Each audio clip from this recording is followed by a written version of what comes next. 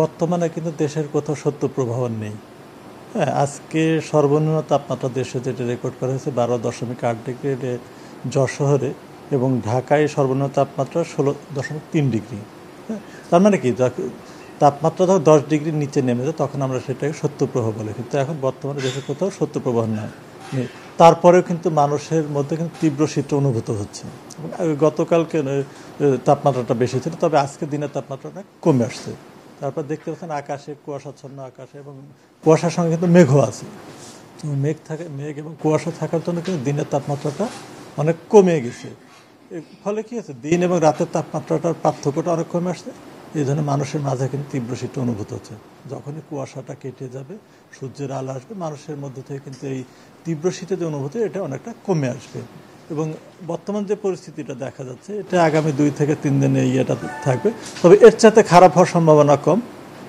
এবং আস্তে আস্তে যে শীতের যে ইয়েটা, সেটা হয়তো 2 দিন 3 দিন পরে কিন্তু এই তাপমাত্রাটা আরও বাড়বে, সেক্ষেত্রে শীতের তীব্রতাটা কিছু কমে আসবে। তবে শীত থাকবে, তার কারণে জানুয়ারি মাস আমাদের শীতলতম মাস, এ সময় তীব্র শীতই থাকবে। তবে এখন যে মানে অতি তীব্র শীতটা দিনের বেলা অনুভূত হচ্ছে, এটা 3 দিন পরে 2-3 দিন পরে এটা কমে আসবে। এর মাঝে আমরা আশঙ্কা করছি যে এটা হয়তো কালকের পর থেকে হয়তো 1-2 দিনের জন্য একটা মৃদু থেকে মাঝারি ধরনের শৈত্যপ্রবাহ দেশের উত্তর পশ্চিমাঞ্চল বা মধ্যাঞ্চলের দিকে বিস্তার লাভ করতে পারে। এটাও হয়তো স্বল্প সময়ের জন্য, বেশি দীর্ঘস্থায়ী হবে না।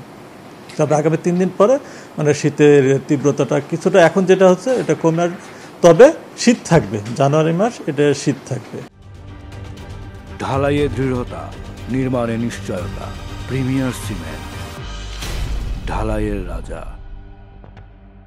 এখন বর্তমানে যে অবস্থা আছে, সারা দেশের কুয়াশাটা হচ্ছে এবং ঘন কুয়াশাতে মাঝারি থেকে ঘন কুয়াশা। এটা এখন আজকের যে অবস্থা, সেটা আমাদের একটা দেশের দক্ষিণ পশ্চিম অঞ্চল অর্থাৎ খুলনা বিভাগের কিছু অংশ এবং সিলেটের কিছু অংশ, সারা দেশে আপনার ঘন কুয়াশা, এবং মাঝরাতের পর থেকে কুয়াশাটা শুরু হয়েছে এবং এখনও দেশে অনেক জায়গায় এটা অব্যাহত রয়েছে। এবং কুয়াশার জন্য কিন্তু আপনার এই শীতের তীব্রতাটা বেশি। আর কুয়াশার যে ব্যাপারটা, শীতকালে আসে কুয়াশাটা হচ্ছে স্বাভাবিক একটা প্রক্রিয়া, কুয়াশা সবসময় হয়। এটা কখনো হয়তো অল্প সময়ের জন্য, কখনো বেশি সময়। এখন যেটা কুয়াশাটা হচ্ছে, এটা আমরা বলছি অ্যাডভেকশন ফগ। অ্যাডভেকশন ফগ মানে ফগটা এক জায়গায়, কুয়াশাটা এক জায়গায় তৈরি হচ্ছে। এটা মূলত যে ভারতের উত্তরপ্রদেশ থেকে তৈরি হয় এবং এটা আস্তে আস্তে ধাবিত হয়ে বাংলাদেশের দিকে আসে।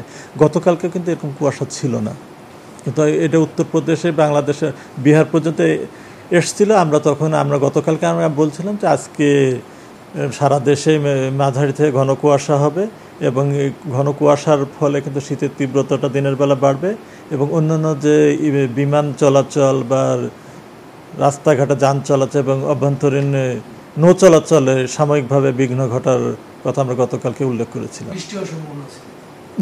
আসলে আমরা আগে বলছিলাম আজকের একটা বৃষ্টিপাতের সম্ভাবনা ছিল গতকালকে বা আজকের ইয়েতে। তো এখনও যেটা দেখা যাচ্ছে, বৃষ্টি হলে দেশের উত্তর পূর্বাঞ্চল তো গুড়ি বৃষ্টিপাত খুবই সামান্য হওয়ার সম্ভাবনা আছে। এটা এই সম্ভাবনাটা খুব নগণ্য।